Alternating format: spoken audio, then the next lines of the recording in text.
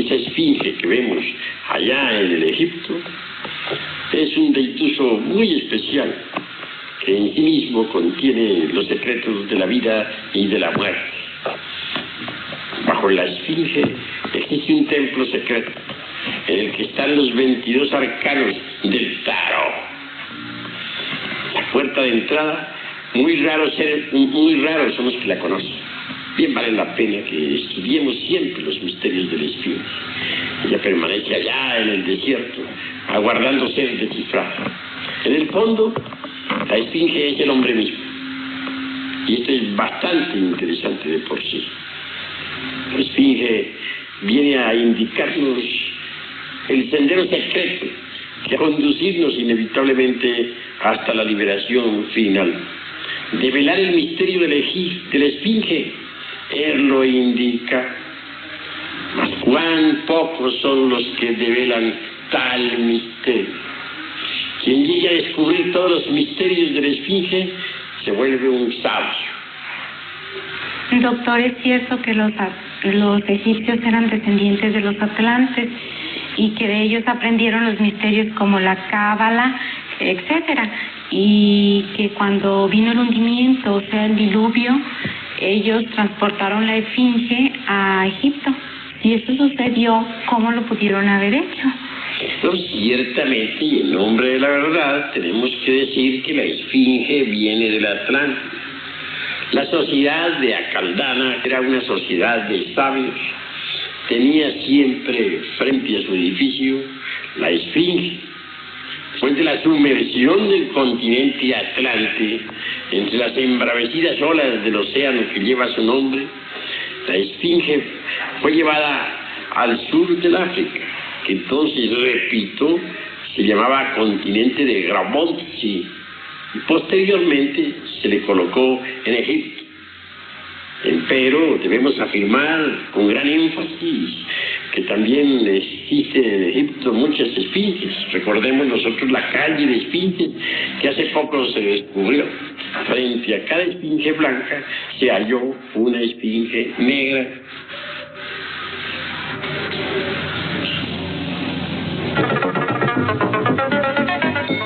Hermenéutica.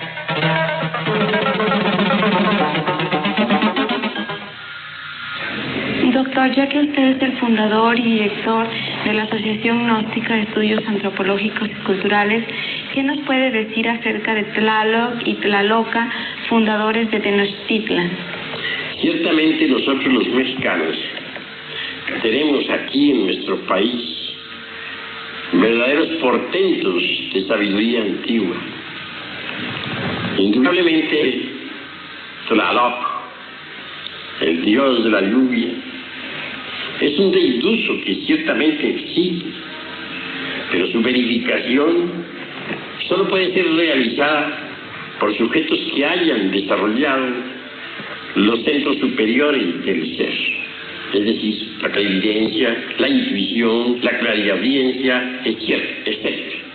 Tlaloc, para los esoteristas, viven normalmente en el mundo de las causas naturales.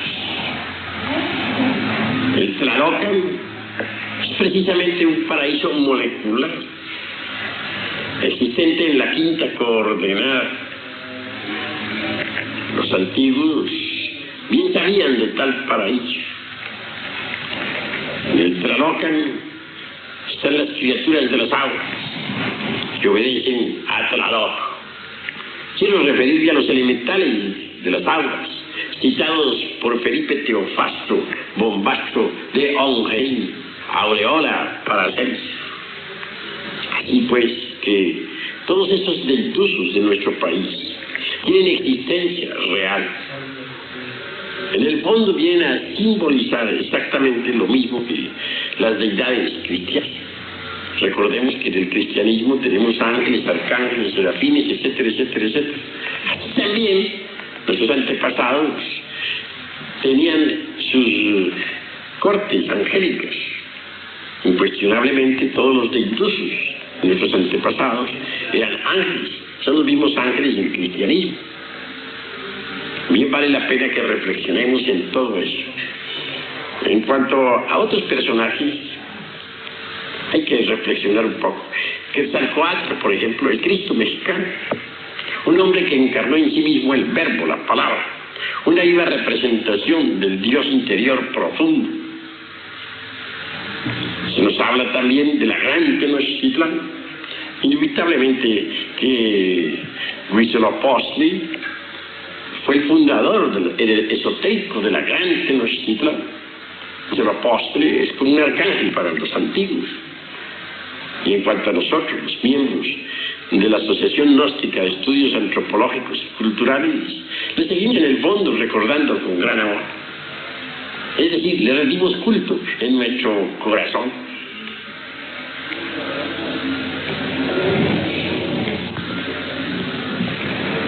Dice una frase muy común y muy conocida por todos: ¿qué fue primero, el huevo o la gallina? Esta frase se relaciona con la siguiente pregunta. Dicen que los mayas y aztecas fueron los iniciadores de las civilizaciones griega, china, egipcia, también inclusive la tibetana.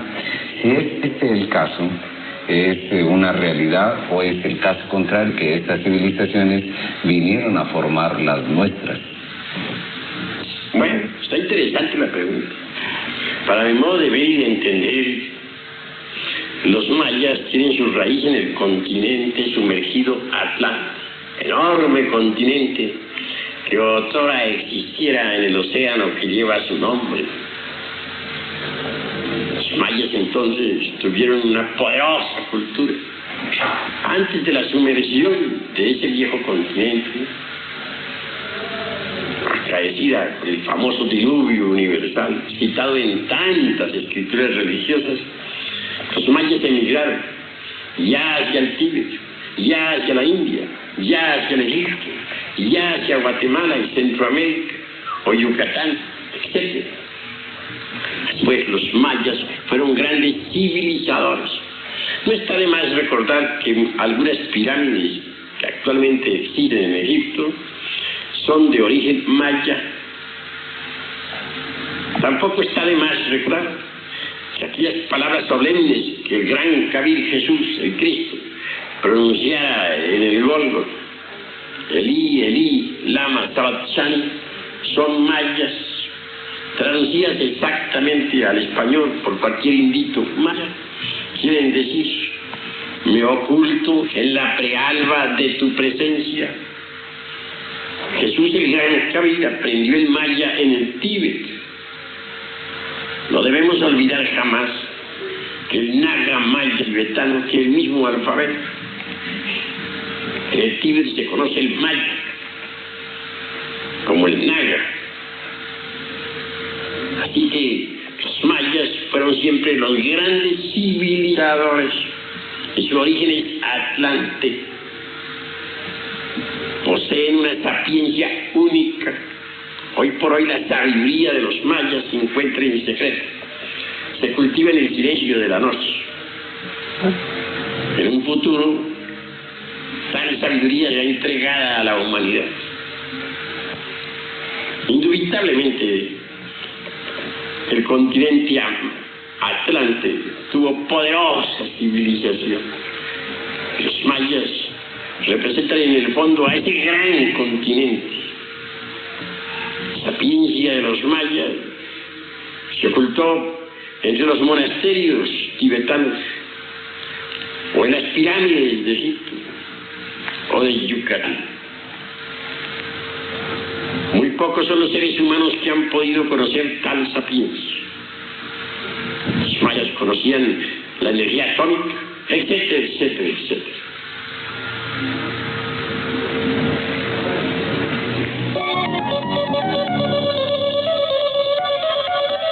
El cosmos y ustedes.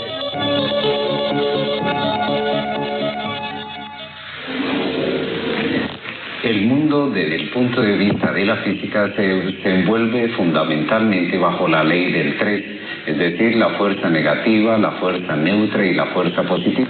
¿Tiene que ver esto con los fenómenos cósmicos, doctor Samael? Y otra pregunta: ¿existe otra ley cósmica más superior que la ley del 3? En realidad, la ley del 3 es fundamental. debemos olvidar que el santo Triamaticamno, es decir, la ley del 3, se expresa en 3 formas: positiva, negativa y neutra. Del átomo existe la fuerza positiva, la negativa y también la neutra. Para que haya creación se necesita que las 3 fuerzas coincidan en un punto A. Lo contrario, la creación sería imposible. Pues la ley del 3 puede crear, pero para que exista un cosmos organizado se necesita la ley del eterno hepta para parchiloj, es decir, la ley del 7. El 3 crea, el 7 organiza. Más allá de las leyes del 3 y del 7, pues hay muchas otras leyes. En el fondo, la ley del 3 viene de la única ley, que es la del Logos, creador, la del eterno Padre Cósmico, común. Así que bien vale la pena comprender lo que es la ley del 3. Las gentes subestiman mucho la tercera ley, el santo con ira, por la fuerza neutra. Y esa fuerza hay que aprenderla a manejar cuando se quieren neutralizar las influencias peligrosas. Las fuerzas positiva y negativa son maravillosas. Ellas se unen para crear, pero la tercera ley las concilia y entonces se realiza la creación. El hombre representa la fuerza positiva, la mujer la fuerza negativa. La tercera fuerza, la del Espíritu Santo, concilia a las 2 y entonces se realiza una creación. Pero todo tiene que desenvolverse dentro de la ley del 7. Es decir, el 3 crea, el 7 organiza. Indubitablemente, la humanidad está muy lejos de saber cuál es el modus operandi de la ley fundamental 3. En todo caso, el Padre es el 1, el Hijo 2, el Espíritu Santo el 3. Son, como dicen las Sagradas Escrituras, 3 personas distintas y un solo Dios verdadero. Dios, en el fondo, la única ley, pero para expresarse necesita derivarse en 3 aspectos que son creadores. El santo Triamaticamno indubitablemente jamás queda embotellado en los mundos, nunca. Empero puede crear y siempre crea. Conocemos perfectamente algunas de estas cosas. Me imagino que igual le sucede a los televidentes. Usted habló hace un momento sobre la ley de los 7. Existen 7 planetas, fundamentados en la frase de Hermes Trismegisto, lo que es arriba es abajo. ¿Cómo van estos 7 planetas sobre nosotros?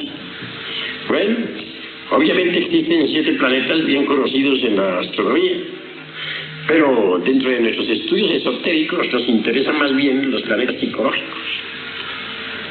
Tal como es arriba es abajo. El microcosmos es análogo al macrocosmos.